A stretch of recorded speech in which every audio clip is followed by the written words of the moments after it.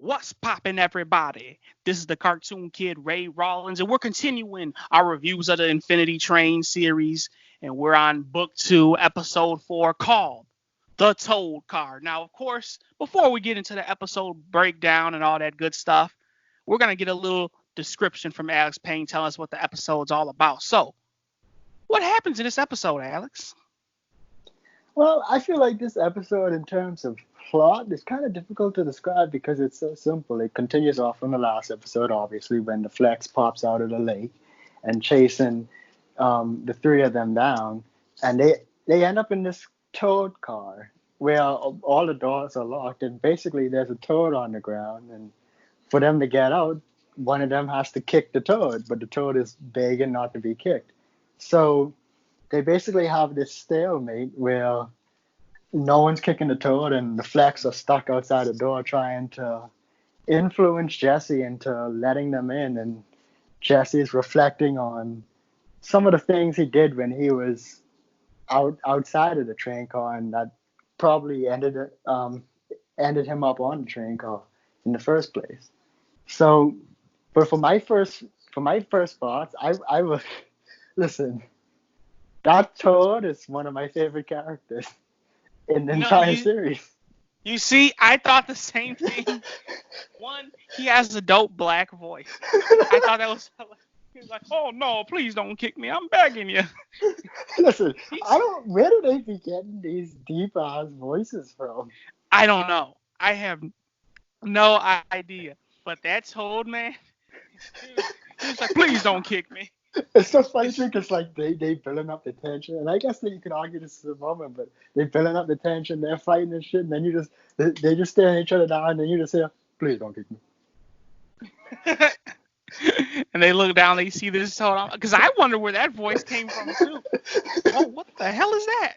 Because I think Jesse was talking and it just interrupted him. I'm like, yo, did this dude have to undergo a voice change? What the hell was that?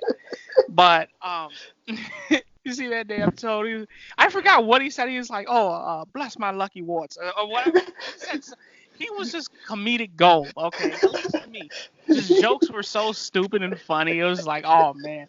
And Tulip, listen, Tulip was ready to get out of there. She was gonna knock his head in. And he's like, thank my lucky warts. See, and you. Well, I guess it's you. What you got to say as a thing on, because I want to get into the moment so I can talk No, about the the the story. Toad obviously was my favorite part, and I like obviously I was gonna say the warts. The Flex are over here playing good cop, bad cop. You got this one British dude working with him, who obviously is the mean cop, and he just wants to freaking tear Tulip apart, yo. Yeah, That man is it's on a Mason freaking Steve. Mason Steve, which he's Mace, right? The British guy. Yeah, the angry one is Yeah, Mason. the good guy is Steve. Yeah. Okay, yeah. So he wants to freaking tear Tulip apart, and then he goes back to the station, I suppose. And then Steve, is trying to convince Jesse to somehow get him in there. And man, and and Jesse, I will say this: you can really see a big turning point in his character in this episode. Obviously, he's looking at his phone, looking at his brothers and whatnot, or the group of bullies who try to trick him into, pushing his brother off I would say a cliff, whatever the fuck it was. Like a But hill. yeah. And his brother ends up getting hurt, and it's just like, man, Jesse is as a pushover. That's what you learn in this episode. The main thing you learn, Jesse is a goddamn pushover, okay? And he's not Hmm. being his own person. That's what he needs to do to get off his train. All those real revelations come to light here in this episode, and it's a very good one because he's basically faced with the whole idea of like, yo, turn Tulip in, or do I keep going with her? And long story short, he ends up, still going with her. We got to mention the ending, because fuck it, why not? Obviously, the Flex end up getting up in there, and the Toad's like, okay, kick me, and they kick him at the same time. Boom, because it's kind of what Jesse I wanted just to love do. I just love the sound. Like, if there's one thing I learned, it's that the Toad always get kicked. It's just, that feels like such a Nickelodeon joke. I'm not even lying to you. It really does. How stupid it is, but it's kind of funny. It is kind of funny. But Oh, baby. obviously, you gotta mention. You You gotta just love mention when the. he picks him up when he's leaving the car. He just picks him up. Oh, baby. But you gotta obviously mention the metal sound when Tulip kicks him. Boom! I love that. But anyway, and when they get up out of that car, I really thought about like, man, all this could have been avoided, right? If they could have just kicked him in the first place. Like for real, they could have been long gone. Okay, but obviously for number reasons, Jesse had to wait to do it, and his number went down to 14, so he's almost off that joint. But let's get into moments, man. We definitely carried down with this first impression shit for a good minute. But go ahead. Listen, again, pretty much everything involved in the Toad, man. Especially when he's like, because I just first of all, I just love that the Toad is so Elvisy. Because like I don't know, that's just I'm not even an Elvis fan, and that kind of makes it even more hilarious to me. Especially when he's like, especially when he's like, you're gonna you would kick him. It's like, what do you mean? You would kick this frog, and he's like, Toad, and it's like, yeah, you would kick this Toad. Thank you very much. It's just like, and then when they're laying there, just like, could I offer you some cookies or some palm water? Yeah, It's like, yeah. no, I'm good. Oh, okay, but I don't really have any anyway. Makes it very hard for having guests. So I just love the Toad in this episode, man. Yeah, most definitely. It kind of sucks that he had to, go on his own path at the end. Because I thought he was going to follow him along like Atticus did with regular Tulip. I was like, man. Listen, that would have been. This would have been the best season of any TV show if he followed along for the rest of it. I mean, they probably will run into him again in the series. So who knows? Because obviously, I haven't seen the rest of this season. You probably have, but either way, continue on with your moments if you got any other ones. But yeah, like you mentioned, like him watching the video of basically like him letting his friends abuse his brother and even going along with it because they're, encouraging him.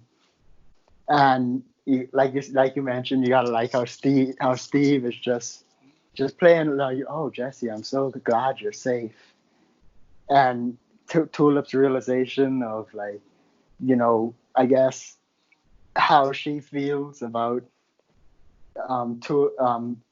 being Regular on her Tulip. own and all, yeah, like revealing that to him and everything. And listen, in the episode last week, Alan Dracula was just spinning his head like a helicopter the entire time, and in this episode, he's just in the background with his head like a paddle ball, just hitting the ball back and forth the whole time. Yeah. This is crazy, man. That's what he's there for. He's there for a gag. That's exactly what he's there for. Listen, We're gonna make he's just there to do whatever the fuck he do? wants to do. Like that dude can literally do whatever he wants to do. Like even at the beginning when he's in the friggin' when he's in the first car, like she friggin' shaking this cloth to make him come running. He just turns into a bunch of balls and start bouncing towards her. It's like, come on, this is a serious situation here. These people are trying to kill me. So basically, and this is the one thing I didn't notice, and it kind of really makes sense now how the Flex just popped up out of nowhere. They can hop out of reflections. Yeah. Like that's why they wanted him to use this for. Oh man, that's fucking crazy. Yeah, so they because that, and you know what? Like I said, I didn't notice it, but in the end or not in the end, but in the middle of the map car, she gets real scared when she sees water, and she's like, oh shit, because she knows what's gonna happen. So, that's pretty dope. That's pretty dope, man. They're good at freaking throwing little stuff in there like that. Like, and you have to be a true watcher of the series to know what's going on. Not necessarily, but to catch the little stuff. So. I honestly don't have any other moments. Let's get into reviews. Actually, I'll go first. A positive for this episode, obviously, is good character development. Obviously, we mentioned countless times that, Jesse, as this series going on, you've seen his character trying to form into what he wants to be. That's the whole premise of this series. Like, Jesse is supposed to be who he wants to be. He's not supposed to be a pushover or anything like that. That's the whole goal of him being on this train. And obviously, I really do love to see the little turmoil between Tulip and Jesse, because he's like, man, why should I trust you? And obviously it's all sparked up by Steve, that motherfucking good cop, Fleck, whatever you want to call him. It's all sparked up by him. And he's like, man, I can't even trust you. You never told me who you really are. Da da da. Woo, woo, woo. And it just sparks that whole turmoil between them two, which is pretty good because Jesse finally is growing some balls, and he's like, yo, I'm gonna tell her how I really feel. So, which definitely plays a big role in him like actually forming his own character. I don't think his number obviously didn't go down because of it, but it's actually laying the foundation for him to have some backbone to stand up for himself. Because one, he could have went either way. He could have said, yeah, I'm siding with Steve and I'm turning your ass in. Or you know what, I'm going to work with you. And actually, you know what, Tulip, I guess, didn't want him to work with him because she was going to kick that toad and get up out of there. So it's all up with him forming his own decisions in this episode, which is pretty cool. You're starting to see the whole foundation of his new character being, formed and laid. So obviously, I like all that shit. Negative wise, I can't say anything about this episode negatively. Like, I mean, maybe there's some stuff there. You gotta like the whole Alan Dracula gag with him doing random stuff in the freaking background. It's freaking awesome, man. It's stupid. It's stupid, but it's stupid in a funny way. It's not like it's not like Ed, Edd n Eddy stupid. It's stupid and it's funny. And obviously, I might get some backlash from Ed, Edd n Eddy fans. Yeah, it's just like because it's subtle. It doesn't like take up attention. Yeah, exactly. Like you have to really be like paying attention or really invested into it to really take away from the episode. But overall, listen, this episode was pretty damn good. I'm not even gonna stunt. Simply because of the plot and the character development for Jesse. And you can even say Tulip, because you can say she's kind of forming I would say a friendship with Jesse, but she's kind of like, still stuck in her own ways, still an asshole. You gotta like how at the end where Jesse gives her a hug, thanking her, and she's like, she ain't feeling it. She's like, let me go, fool. And then it's just like, man, she's still in her way. She's not changing. And you can't expect her to. She has no reason to. So Jesse's number is at 14 in this episode. And he's almost out of there, man, which is pretty cool. I'm going to give this episode a nice 8 out of 10.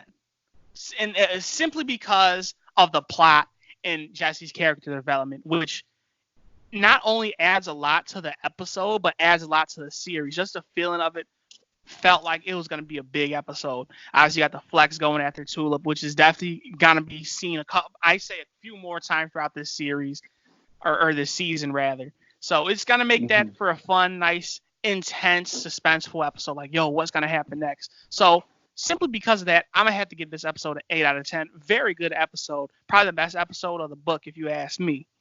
I'll let you take it from here. I agree with pretty much everything you said. It's definitely the best episode so far in the season, or book, whatever you want to call it. And like you said, character development on point, everything about it. Like, it had that great mix of deep emotional depth with the comedy. And plus, like, and this is the thing, and I feel like this is the best part of the thing with the Toad.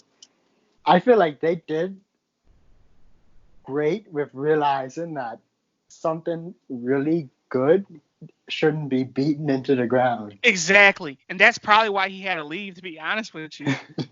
Because what I mean is, like, they could have had him say a lot more shit in this episode. They could have had him do a lot more shit. But, like, I just like, because they hit that perfect balance instead of realizing, yo, this shit is hilarious. Let's keep doing a lot more. Him saying a lot more. Right. So I like that they hit that balance. And even though they had a really great character, they had the restraint to not abuse it and milk it. Right. So big point for that shit. So I'm gonna agree with you. I'm gonna have to give this episode a nice solid 8 as well. All right. There y'all have it, man. I'm the cartoon kid, Ray Rawlins, and he's Alex Payne. We gave this episode Infinity Train Booker Season 2, Episode 4.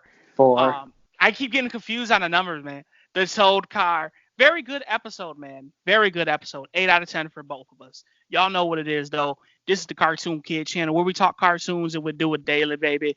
Tell us what you think of this episode in the comments box down below. Tell us if you liked it. Tell us if you hate it. And tell us if you want us to do reviews on any previous episodes that we haven't already of Infinity Train, or review any show or series or specific episode or whatnot of any series in general, man. Because we'll be reading these comment sections and all that shit. So we'll definitely be down to be checking anything out, man. We want to sample a little bit of everything cartoon-wise. But y'all get on that, and y'all know how we end every single video off by saying, we will see you when we see you. Peace out, everybody.